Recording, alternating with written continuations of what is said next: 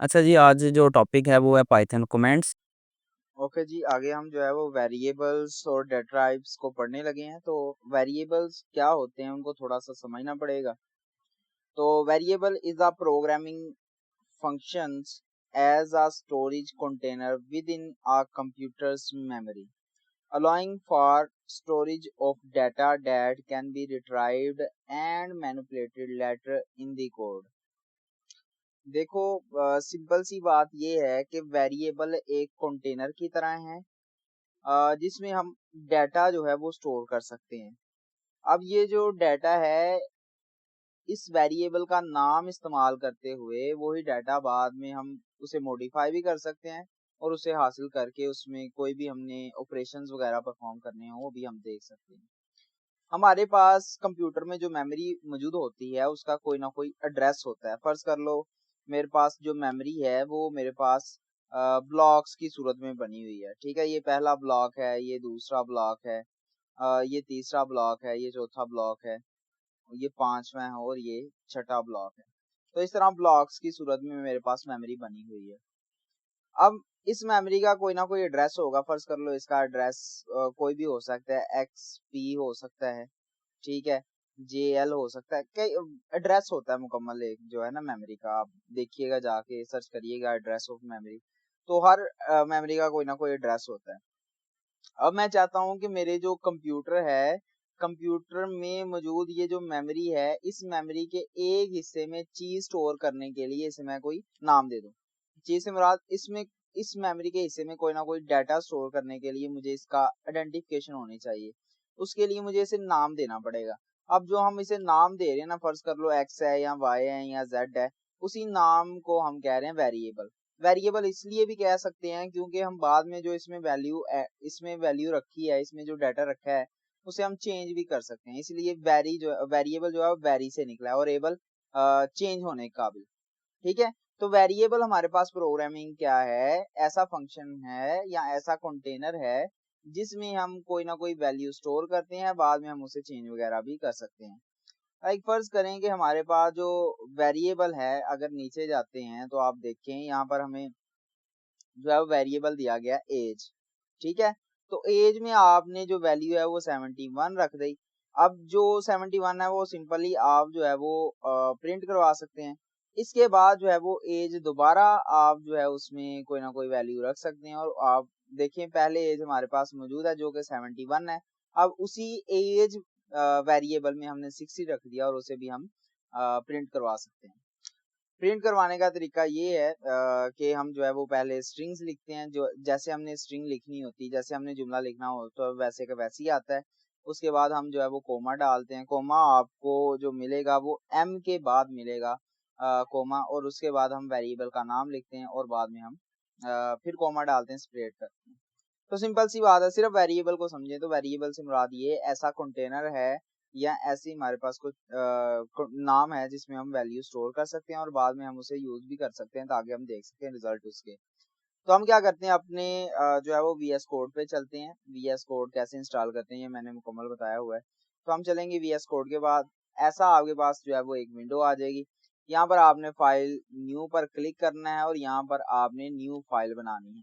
जैसे new file बनाएंगे, यहाँ पर आपने नाम लिखना है वेरिएबल, क्योंकि हम वेरिएबल बनाने लगे हैं। चूंकि ये पाइथन है तो इसलिए हम इसके एक्सटेंशन रखेंगे डॉट पाई। तो जैसे डॉट पाई रखेंगे तो हमारे पास इस तरह से ओपन हो जाएगा। आपने डेस्कटॉप पे जाना है और डेस्कटॉप पे जाके आपने लिखना है वेरिएबल डॉट पाई।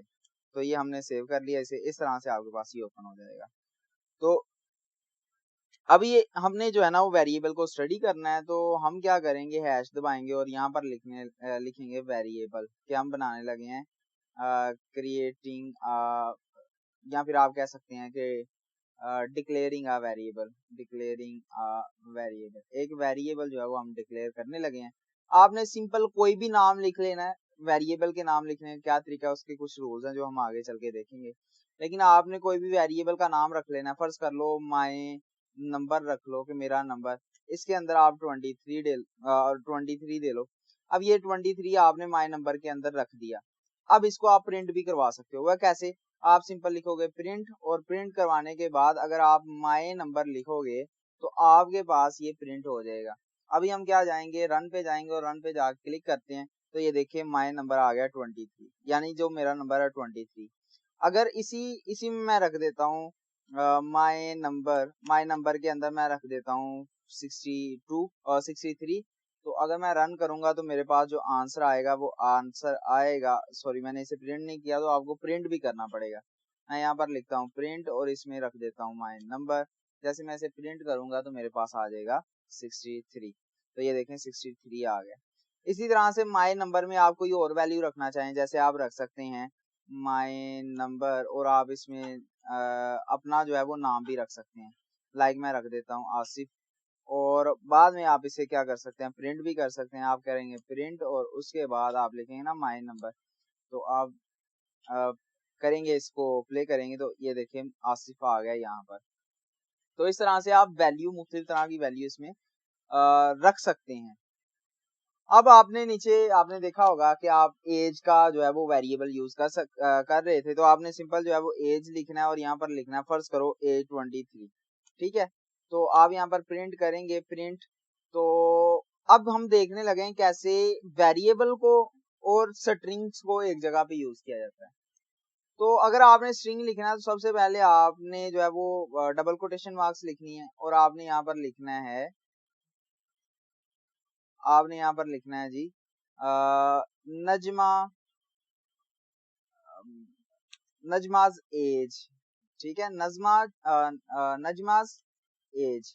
अब नजमाज एज हमने लिख ली है तो उसकी एज कोई होगी। यहाँ पर हम क्या करेंगे कि वेरिएबल को लिखने के लिए यहाँ पर डालेंगे हम कॉमा, और कॉमा डालने के बाद हम लिख देंगे एज। यहाँ पर एज आ जाएगी।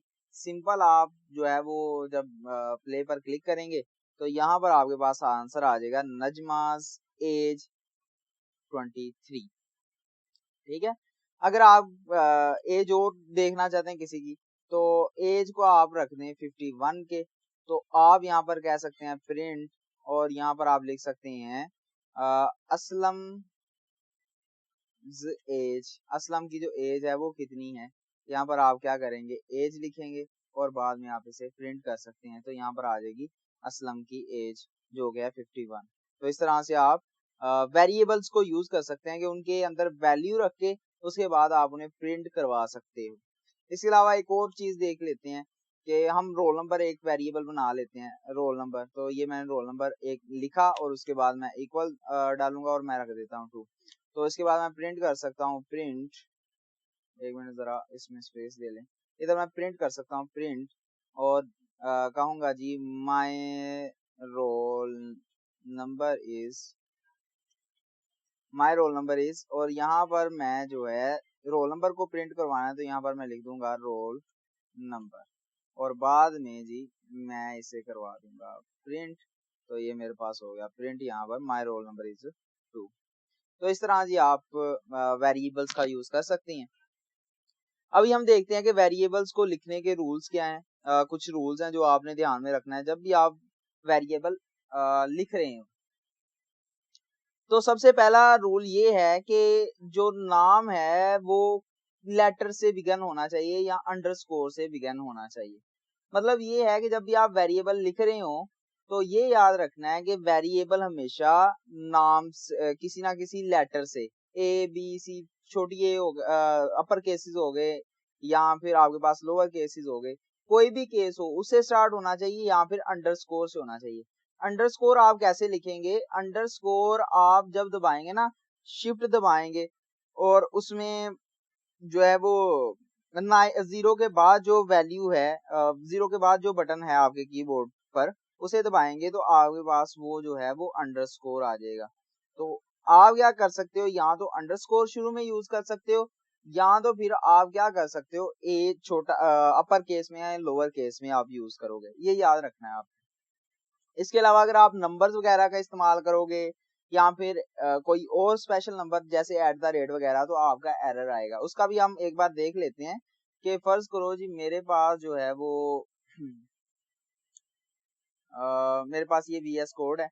तो यहाँ पर अगर मैं कोशिश करता हूँ टू नंबर, तो यहाँ पर आप देखें ये रेड लाइन आ गई है, ये एरर आ गया। तो यहाँ पर मैं वेरिएबल जो है वो डिक्लेयर नहीं कर सकता। क्यों नहीं कर सकता? क्योंकि हमारा जो वेरिएबल है वो कभी भी नंबर से स्टार्ट नहीं होना चाहिए। इसकी बजाय अगर मैं यहाँ जो है वो अंडरस्कोर डालूं तो ये चल रहा है, ठीक है।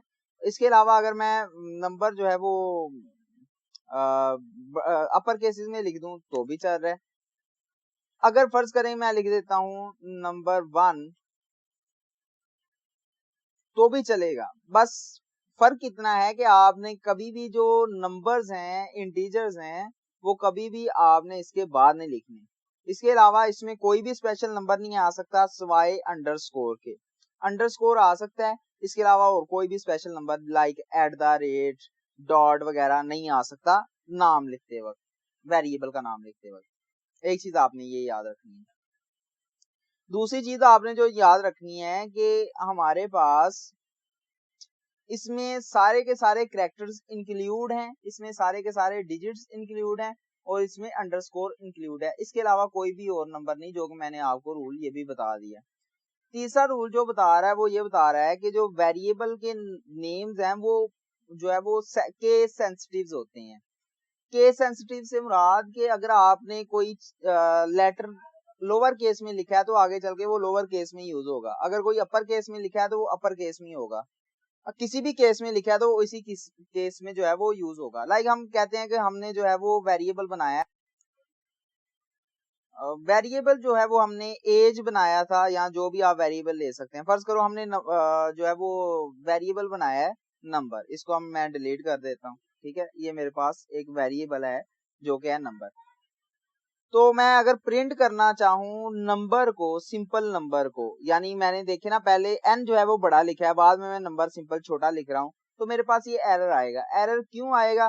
क्योंकि मैंने तो नंबर डिक्लेयर ही नहीं किया, ठीक है। मैंने नंबर जो है वो डिक्लेयर नहीं किया। नंबर डिक्लेयर करने नंबर जो डिक्लेयर किया हुआ है वो उसका जो पहला केस है जो n है वो बड़ा है, लेकिन जो मैं प्रिंट करवा रहा हूँ उसका जो n केस है वो छोटा है। तो ये चीज आपने याद रखनी है कि हमारे पास जिस केस में आपने कोई वेरिएबल डिक्लेयर किया है, बाद में जब उसे यूज करना है या उसे मॉडिफाई करना है तो वो उसी शक्ल में होगा।